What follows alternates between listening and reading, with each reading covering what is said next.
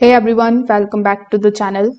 So if your USPS tracking says in transit to next facility arriving late, then this video is going to explain exactly what it means and what you should do next in 2026. So first of all, let's understand what this line actually meant.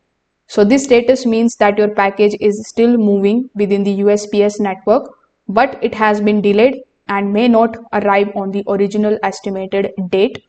Now, in most of the cases, your package is between facilities and has not been scanned recently.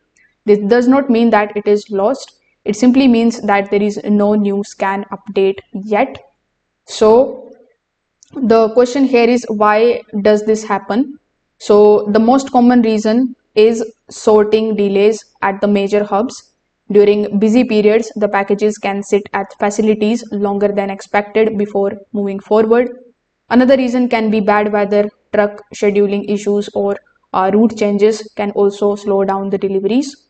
So in this particular situation, whenever you see this type of message, you just have to do nothing but to just wait for at least 2 to 3 days. In most of the cases, tracking updates automatically once the package reaches to the next facility. Also, keep on checking the tracking regularly instead of assuming that it is lost. If there is no update for more than 5 to 7 days, then you need to contact to the USPS customer support team, or you can start a missing mail search. So if this video helped you out, make sure that you like this video and subscribe to the channel. Thanks for watching.